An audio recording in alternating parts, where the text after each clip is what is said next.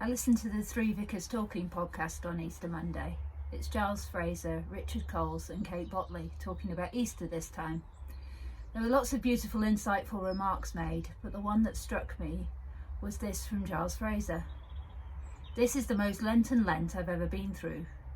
So at the beginning of Lent, on Ash Wednesday, I had people here in my church and I mark them all on their heads and tell them that they're going to die. That's what we do. Know that you are dust, and to dust you shall return. And at that point, no one had died yet. But then people started to die. And that whole thing that happens with Lent, with fasting, with withdrawal, with the presence of death, that is so much more real this year than it's ever been for me. This isn't about giving up chocolate this year. This felt like the real thing to me. This has stayed with me. As Richard Coles goes on to say, normally after a Lenten fast we meet together to celebrate the resurrection. No matter how well or not so well we've kept Lent, we all get to celebrate in the breaking of the bread at Easter. This year we couldn't, and it hurt. What hurts far more deeply and will remain as a lasting hurt, even when this virus is reduced to the history books, is the deaths of so many, those who've shared the journey of life with us.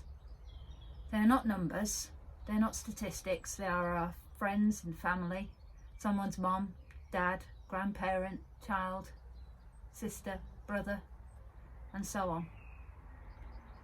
As Christians, we look to the resurrection day and keep the Easter hope alive in our hearts, and rightly so. But there is a place for lament, a place for us to cry out to God for relief from all the pain, misery, and death which continues to plague our world. There are those who ask, where is your God now? And there are those Christians who have their own ideas, a punishment, a warning, a sign. These are what New Testament scholar Tom Wright calls knee-jerk would-be Christian reactions in a culture which generations back embraced rationalism. Everything must have an explanation. But supposing it doesn't?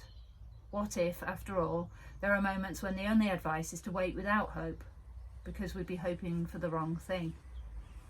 It's part of the Christian tradition not to be able to explain, but to lament instead. Tom Wright goes on to say, it's there in our scriptures, in the Psalms, in the book of Job, in Jesus' tears at the grave of Lazarus.